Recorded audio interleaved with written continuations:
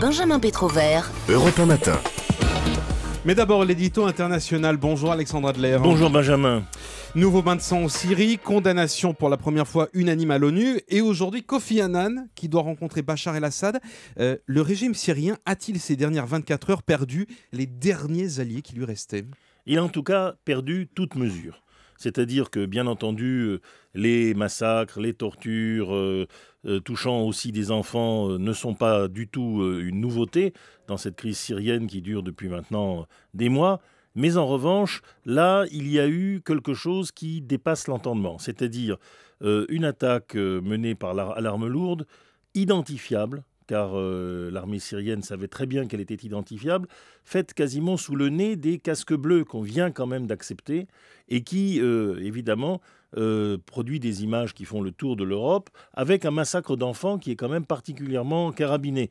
Si on ajoute à ça les morts de l'incendie du grand centre commercial du Qatar, dont je ne serais pas absolument étonné que les services secrets syriens y soient pour quelque chose, ça fait beaucoup.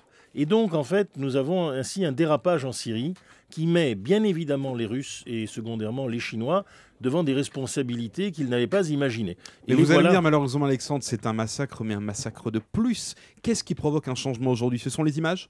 Non, pas seulement. C'est qu'on a bien l'impression qu'il n'y a plus de pilote dans l'avion. Il y a probablement, entre Bachar Assad, qui avait accepté la présence de l'ONU, et probablement des éléments du plan Annan soutenus par les Russes, et puis probablement son frère Maher, qui dirige les forces spéciales, une surenchère dans la brutalité et une perte de réalité.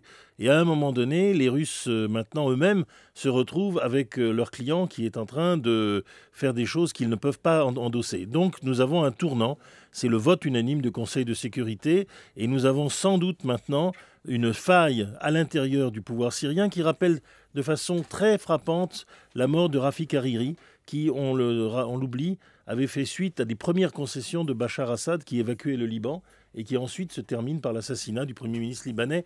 Il y a quelque chose d'une fuite en avant à l'intérieur du régime qui est assez connu. Ce régime n'est pas unifié, ça ne le rend pas plus modéré, ça peut le rendre beaucoup plus violent. Alexandre Adler, c'était l'édito international sur Europe 1.